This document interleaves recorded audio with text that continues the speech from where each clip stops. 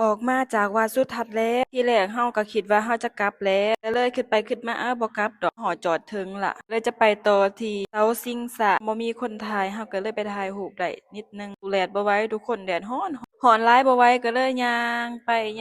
ว่าข้างหน้ามีร้านนมสดร้านดังร้านแซ่บข้อยก็บ่เชื่อปานใดย่างมาได้เห็นคนหลาย แม่นความเขาเจ้าว่านั่นแหละคันบ่เสียบคนคือจะบ่หลายปานนี้ปานนั้นข้อยก็ยังได้ท่าโดนจะมานั่งตากแอร์สักแป๊บหนึ่งสุดท้ายบ่ได้นั่งซ้ำทุกคนบ่มีบ่อนนั่งเพราะว่าคนหลายหลายได้มานมสดจอกหนึ่งแล้วก็กลับบ่ฮู้ว่าจะไปไสต่อย่างรับลมชมวิวให้หายเมื่อยบ่ได้พักผ่อนซ้ำมีแต่ย่างแท้ย่างว่าข้อยก็ย่างไปเรื่อยๆจนเจอสถานที่แห่งหนึ่งคิดว่าจะไปถ่ายรูปอยู่นั่นแต่คน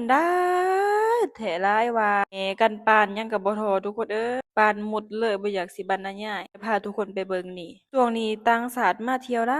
ายข้อยว่าจะไปถ่ายรูปกับวิววัดอรุณสุดท้ายเขาก็ย่างเข้าไปคนหลายแออัดแท้แออัดว่าย่างเข้าไปจะได้ก็บ่ฮอดเพราะว่าแออัดหลายคนหลายจากภาพอากาศทุกคนทั้งร้อนแล้วก็คนก็หลายตัวเองก็เลยว่าตัดสินใจซะหาเลาะไปบ่อนใหม่ก่อนแล้วค่ำมาจั่งมาเผื่อว่าคนจะเหลือน้อยลงตอนค่ำโอ้สีหน้าข้อยตอนนี้แบบว่าร้อนแรงสู้บ่ไหวบอกไว้ว่าซั้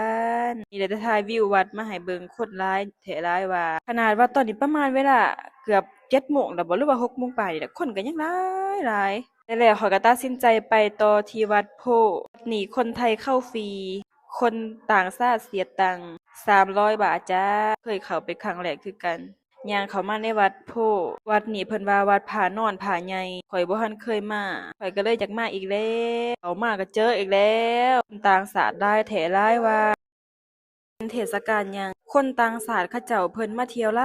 ายเป็นวัดที่มีชื่อเสียงและก็นักท่องเที่ยวมาหลายข้อยก็มาแผ่ปัจจัยมาให้ครูว่าเพิ่นผูกแขนให้หลังจากนั้นข้อยก็ย่างเข้าไปในโบสถ์วัดผานอนเข้ามาชมทิวทัศน์ วัดผานอนแล้วก็เข้ามาไหว้พระข้อยจนตกใจเลยบ่แม่นว่าตกใจหยังเลยทุกคนตกใจพระเกิดมาก็พวกเคยเห็นเคยพ้อผานอนใหญ่ขนาดนี้ครั้งแรกที่ได้เห็นกับหูกับตาที่เห็นวัดผานอนที่โคตรใหญ่เลยโอ้ว่าความยาวเพิ่นจักเมตรเฮาเข้ามานั่นทุกคนเพิ่นบ่ได้ให้ปลดเกิบไว้ข้างนอกเดะเพิ่นให้เอาเกิบที่เฮาใส่มานั้นเอาใส่ในถุงสีเขียวแล้วเฮาก็ถือเองนี่คือการเนาะเฮ็ดเป็นระบบระเบียบจั่งบ่เสียซั้นดอก เฮาก็ย่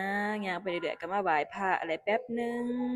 หลังจากที่ข้อยไหว้พระแล้วข้อยก็ย่างต่อย่างชมบรรยากาศเบิ่งผานอนเห็นทุกคนความว่าผานอนทั้งยาวและก็ใหญ่จนบ่ฮู้ว่าโอ้เพิ่นเฮ็ดได้แบบมหัศจรรย์เนาะแบบความเคยเห็นเคยพ้อพระแบบนอนแล้วก็ยาวแล้วก็ใหญ่ขนาดนี้แถมอยู่ในโบสถ์ได้บ่ได้อยู่นอกโบสถ์เด้อทุกคนอันนี้เข้ามาแล้วแบบเย็นชุ่มชื่นเด้อเข้ามาในโบสถ์วัดเพิ่น หลังจากนั้นข้อยก็มาไหว้พระอยู่ที่ถ้ำพระนอนโอ้ถ้ำเพิ่นก็ใหญ่แท้ใหญ่ว่าทุกคนเอ้ยไหว้พระอยู่ถ้ำพระนอนแล้วข้อยก็ย่างไปอีกย่างไปอีกจนเจอสถานที่หนึ่งข้อยก็เลยมาใส่บาตรจ่ายหนี้10 บาทแล้วก็เอาเหรียญที่เพิ่นได้ปาไว้ในขันนั้นให้เราได้เอาไปใส่บาตรข้อยก็เลยเอาไปใส่บาตรแต่ข้อยบ่ได้นับว่าบาตรนั้นจักบาทข้อยใส่จนกว่าเหรียญจะเบิด หลังจากที่ข้อยได้ทำบุญแล้วหมดทุกอย่างแล้วข้อยก็เลยออกมาข้างนอกชมบรรยากาศทิวทัศน์ข้างนอกออกมาข้างนอกก็ยังคนหลายคือเก่าเดี๋ยวจะพาทุกคนไปชมบรรยากาศอยู่วัดเพิ่นเด้อว่าจะสวยสดงดงามปานใดบัดโพเพิ่นเขาเจ้าว่าคำมาแฮงงามเพราะว่าเพิ่นเปิดไฟในข้างนอกวัดน่ะทุกคนแบบงามย่างไปเรื่อยๆชมบรรยากาศชมวัดอยู่ข้างนอกโบสถ์เพิ่น หลังจากที่ส้มจนค่ำแล้วจนเพิ่นได้เปิดไฟข้างนอกวัดแล้วข้อยก็จะออกไปอีกสถานที่แห่งหนึ่ง